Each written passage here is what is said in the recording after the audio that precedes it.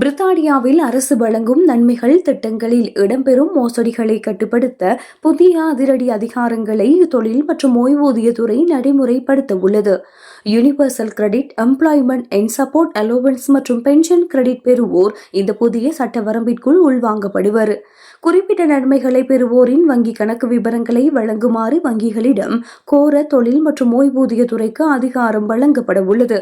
நன்மைகள் திட்டத்தில் அரசாங்கத்திற்கு பணம் செலுத்த வேண்டியிருந்து அதனை செலுத்த மறுப்பவர்களின் வங்கிக் கணக்குகளிலிருந்து நேரடியாக பணத்தை மீளப்பெறும் அதிகாரம் அதிகாரிகளுக்கு வழங்கப்படும். தொழில் மற்றும் ஓய்வூதியத்துறை அதிகாரிகளுக்கு பொதுமக்களின் வங்கிக் கணக்குகளை நேரடியாக அணுகும் அதிகாரம் கிடையாது. வங்கிகளே குறிப்பிட்ட தகவல்களை சரிபார்த்து வழங்க வேண்டும் என்ற நடைமுறையை பின்பற்றப்படும். தொழில்நுட்ப வல்லுநர்கள் இதுகுறித்து கூறுகையில், இவ்வாறான தானியங்கி கண்காணிப்பு முறைகள் சில நேரங்களில் சரியான தகவல்களை வழங்கியவர்களையும் சந்தேகத்திற்குரியவர்கள் என தவறாக அடையாளம் காட்ட வாய்ப்புள்ளதாக எச்சரிக்கின்றனர்.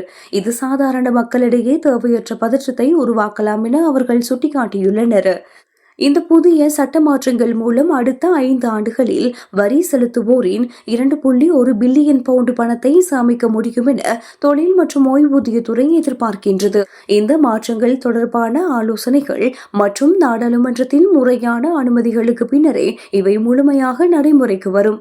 பிரித்தானியாவில் நன்மைகளை பெறுவோர் தமது வங்கி கணக்கில் உள்ள மேலதிக சேமிப்புகள் அல்லது வெளிநாட்டு பயணங்கள் குறித்து தொழில் மற்றும் ஓய்வூதியத்துறைக்கு சரியான தகவல்களை வழங்குவது இனிவரும் காலங்களில் மிகவும் அவசியமாகும்.